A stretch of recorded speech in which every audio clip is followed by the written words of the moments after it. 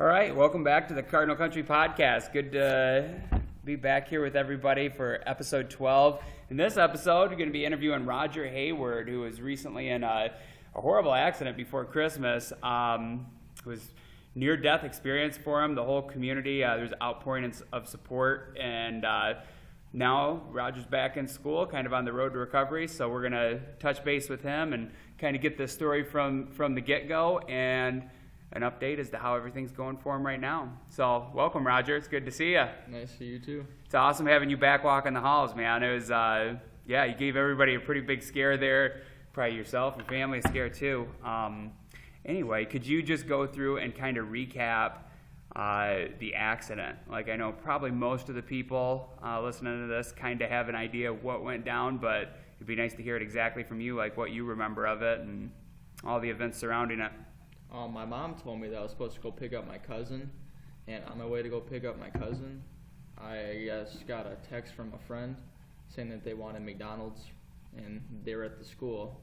So I went and got the McDonald's, and the last thing I remember is grabbing my food from Jalen Radford, and I guess that's what happened. That's it, huh? So, like, everything kind of is just black after that? Yeah. You got a little, and that was something I've heard before that, a lot of times, like, that it's kind of a defense mechanism for your brain where if something super traumatic happens, your brain will just kind of cut it out and, like, almost do a self-editing job where it's like it didn't happen. So you really don't remember pulling out or, like, the impact or anything like that? No. I don't remember anything. Right. So last thing you remember is Jalen, and I'd actually talked to him about that, too.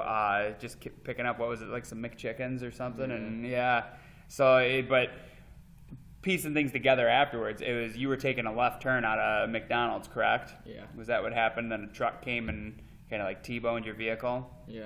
That's a bad spot. I haven't in a few years, but I had taught driver's ed for a lot of years, and I know taking left turns on busy roads like some of those spots on Page Ave or Michigan Ave are some of the closest calls I had ever had in driver's ed, where you have potential for just a horrible accident there. You know what I mean? If your car hits head on, you kind of have crumple zones and you got a lot more vehicle there to protect you. But man, when you get hit, drilled in the side of your vehicle right in the door, there's just not much there. So like after that, you were immediately transported to the ER. You were in Jackson the whole time, correct? Yeah, I was. Do you remember any of that experience, or what do you remember from being in the emergency room and like the hours and days that followed? I remember just waking up randomly, and then they'd have to put me back to, like, under. Sure. They just kept taking me out and putting me back under to see if my, like, brain would. See how you're doing cognitively? Yeah. Because I'd imagine you probably had a severe concussion, right? Yeah. What else was wrong with you after the accident? Like, in terms of just, like, physically wrong, like brakes, and, speak freely on that. I broke 4 ribs. I fractured my clavicle, my left clavicle, and then I had a tear in my aorta, so they put a stent in it to put it back together. So that was probably the most dangerous part of your injuries, right? The aorta. And how you had several surgeries on your heart, didn't you? In that valve. Yeah, I think. Was it a valve, or is it further out in just your aorta? I think it's just the aorta. Okay. And you said they put a stent in there, which could you kind of explain what that is? It's like, I don't know, like, what it's made out of, but it's supposed to hold it together. Gotcha. So it can heal. Your mom had showed me a picture a while ago, and she brought up an image on her phone where it was just kind of like some meshing, and it was like, basically they put that in there, and just how you described it, to kind of hold everything together, and it sounded like your own, like, I don't know, your vein, I guess, or the artery in your heart will just kind of grow in around it, and it basically becomes part of you. You know what I mean? It's just kind of, what that's in there as a central piece, kind of keeping everything cinched up. So he said there was broken ribs too, which I know. How are those doing? It's better now. It used to be hard to breathe, hard to laugh. But. I bet. I know, like, I've never broke a rib, but I've had a few rib injuries, and man, those seem to be really painful. There's really not much they can do for those either. No. You just got to kind of let it heal and yes, makes it tough breathing or talking or laugh or anything like that. Coughing can really get to you. Did you have a broken ankle too, or no? The ankle was okay. It was an outstretched nerve in my ankle, so whenever I'd pick my foot up, it'd like instantly drop to the ground. Mm-hmm. So it was hard to walk. I had to get a brace so I could walk. Sure. How many surgeries did you end up going through? I had 4. 4. Wow, man, that was a lot, and it was all kind of in a condensed period of time too, right? Yeah. That was all. If I remember right, wasn't that like the first week or two after you were basically through all the surgeries? Yeah, it was. Yeah. All right. So, what was your experience at the ER, like just here in Jackson, like in terms of just the nurses you dealt with, the doctors? Did you feel like you had pretty good care there? And yeah, I felt at home there. All the nurses and all the doctors would always come check on me, and they definitely did their best work to help please me. That's good. I know I'd gone up a couple times to visit you, and it did seem like, it seemed like they were really, you had some quality people up there looking after you. So that's huge too, man. I know in years past, I think like Allegiance and the ER here in Jackson has maybe had a bad rep. Like back, and I'm talking back when like I would have been in high school and stuff, almost a generation back. But from what I know of it and the few experiences, like where I've had people that are close to me that have been in there in recent years, it seems like I think they've really turned it around, and there's a lot of people have a great experience up there, and there's great care, so that's awesome. You know what I mean? All things considered, obviously it's a horrible thing that happened, but glad to hear you were in good hands up there, and they were looking after you and helped you pull through. So anyway, let's move down the list here. Overall decent experience there. Now are you doing rehab right now? How's that? What do you have going on with like your current kind of recovery status, I guess? I have to take 3 different types of therapy. There's speech therapy, occupational therapy, and physical therapy. Uh-huh. I actually just got discharged from speech and occupational yesterday. Okay. But I still got to do physical rehab at a different clinic. It's like a sports one. Gotcha. So it'll help me get back to play basketball next year. Right on. So I'd heard, now your mom had told me, this was weeks ago, probably back when we were still on Christmas break, at that time it looked like you were going to have to go to, it was Grand Rapids or Ann Arbor for therapy, and then now it ended up working out where that didn't come to pass, correct? Did you ever head out of town, or have you been in Jackson the whole time? I was still sent to Grand Rapids. I was supposed to be there for 2 weeks through Christmas, but I was doing so well there that I just asked to go home, and they said yeah, because I wanted to go home for Christmas. That's awesome, man. I'm a firm believer in that too. That's one of the best things for you if you are recovering from something. Just being around in a familiar, comfortable setting, being back at home, man, it just kind of puts your mind at ease. So initially I remember, you were in pretty rough shape the first time I went up to the hospital. It sounded like you were going to be gone or be out of town in Grand Rapids for like a couple months.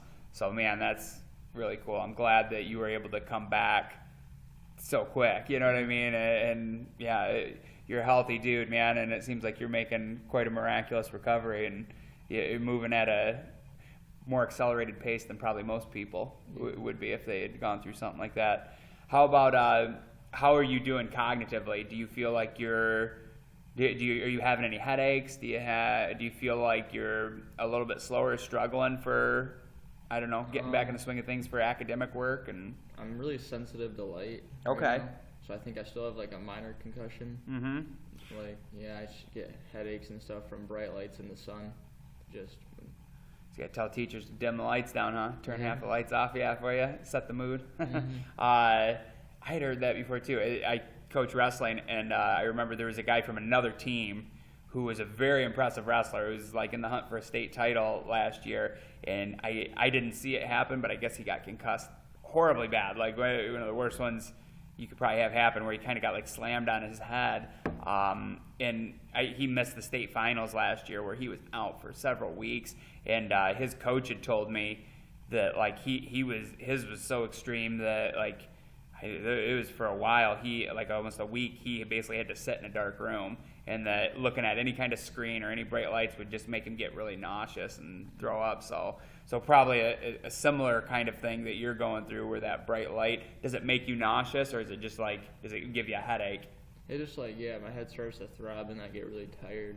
Yeah, right. And I know head injuries, man, with everything we're finding out with like just all the research going on with CTE and all that, you want to let those head injuries recover fully and really take those serious because, yeah, if you don't, you know what I mean, you can pay a price for that years or decades down the road potentially.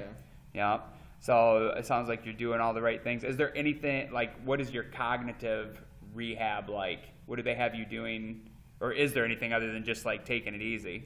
They had me doing, like, memory puzzles and Gotcha. just a lot of that kind of stuff, like stuff that you do for, like, a concussion test that you would take for sports. It's like that, but, like, on steroids, probably. So you're, just using your brain, essentially, trying to make it work again, and, yeah, that makes sense. And probably, I would assume, probably being back in school is helpful for that, too, but it probably exhausts you. Are you on full days again, or? I will be on full days on the 24th, so in a few days. Okay. So for right now, because I was shocked at how quick you got back into the building, which that's an awesome thing, and I'm glad you are. But it surprised me that you were back so quick. I figured you were going to be homebound for the semester or something. Who knows? So far you've just been doing half days. Do you leave? Is it at lunchtime? Yeah, I leave at lunch. Yeah. Are you pretty wiped out usually in those, like after you've been here a half day? Do you want to go home and just crash, or? It doesn't really feel like I'm tired when I get here, but as soon as I get home, yeah, then it starts to hit me. Yeah, you're ready to rest. Sure, makes sense. Man, there was quite an outpouring of support, which on probably a lot of that you were unconscious through. But man, there was a huge outpouring of support. It was, on the one hand, it's horrible and sad and a tragedy, but it was really cool to see the whole community come together. Is there anything you'd like to say to just the community and everybody that was around through the accident? I would just like to thank everyone for all the support in the hospital. I know, like, when I was there, I looked forward to waking up and seeing everyone come see me. It was probably what I look forward to most during the day. Sure, having visitors. And I remember being up there at one of the visits when I came up and saw you, I was talking to one of the nurses, and they said it's not common for most people to have as much support as what you had. So I think that, that's a cool thing to see, too. You mean a lot to a lot of people. And Michigan Center is a pretty tight-knit community, and, yeah, you're one of our shining stars and one of the nicest guys walking the halls. So, yeah, man, it was a really cool and kind of powerful thing to see the whole community come together like that. Of course, not the best of circumstances, but yeah, glad in the end you pulled through, and it looks like now kind of moving on again. What's your status in terms of like coming back for any sports? Because I know you're a 2-sport athlete. Were you a 3-sport athlete? No, just 2. 2, football and basketball? Yeah. Okay. So what's the situation there, like looking ahead to your senior year coming up?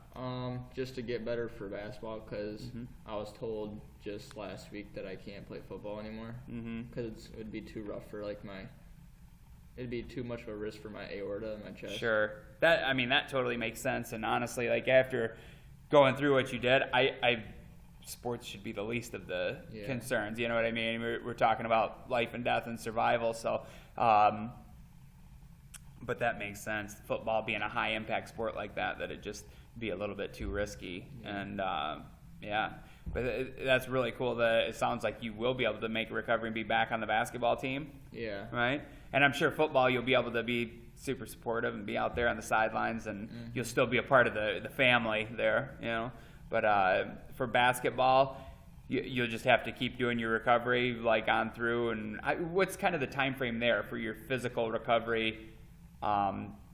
Not even like cognitive, but just your physical recovery. How long do they anticipate you'll be going through that until you get like the all clear and could go back to practices? I'll probably be in physical therapy all the way till midsummer, if not the whole summer. Probably. Gotcha. Just because my stamina and everything's all just gone. Gotcha. Yeah, that makes sense. Yeah, you have to work that cardio back, and then probably if by next fall you were cleared, then you could start doing open gym and hitting all that stuff and getting ready to roll for the basketball season. So, all right. Well, Roger, you know what I mean? Thanks for stopping in and touching base with us. I'm sure there's a lot of people in the community that have part of your story, and maybe this will give them a little bit more of a complete, look at as to what all went down and where you stand right now. What's the future have in store for you? I know next year you're looking forward to coming back and being on the basketball team, but have you thought anything like kind of beyond that, like after high school, or what are your plans long term? Or I just plan on going to college and hopefully can make some bread, some money. Sure, right on. It's pretty early. It wouldn't be uncommon to not have thought about where you wanted to go to school or what line of work you want to get into. But do you have any college or colleges in mind that you would like to get into, or particular line of work or degree you want to get? Yeah, my heart says to go to state. All right. But I'd go anywhere probably. Yeah. See where you can get in. Usually you put in for a couple different schools and see how it all goes. But I went to Central Michigan, and a lot of my best friends from high school, a handful of them went to Michigan State, and we would always travel back and forth. They'd about an hour drive between the two, and I always have said that, man, Central worked out great for me. I had an outstanding experience there. But if there was one other place that I would have gone, and I think I would have been just as happy, it would have been Michigan State. And I think you have the right personality and could be there and fit right in and would probably have a great experience as a Spartan, man. So hope that all works out for you. What have you thought any about, like, what kind of work you'd like to get into down the road, or not? Is that too early? Not sure yet. It's kind of too early. Yeah. I'm just in a sales and marketing class at Career Center. Trying to figure out a lot of open options to do. Sure, it makes sense. And a lot of times kids will go to college, and then that first year or two, they're still kind of making up their decision. A lot of times it's not until I think into sophomore year or junior year where you actually have to sign a major. So you'd have a lot of different possibilities going to a big university like State. So there's a lot of different directions you could take that. All right, man. Well, thanks for coming in. Is there anything else you'd like to say before we sign off? Just another thanks to the community and everyone for all their support. It means a lot. Right on, man. Well, we love you and glad that you're walking the halls again. And thanks for coming in and chatting with me. We'll probably do another update with you somewhere down the road, and as we're getting closer to maybe even next school year, getting closer to basketball season next season. All right. Take care, buddy, and thanks again. Thanks for tuning in to the Cardinal Country Podcast. Hopefully we will be back again soon in the next week or two with a few more episodes. As always, we can be found on SoundCloud and YouTube and on the school district homepage under the community tab. Take care.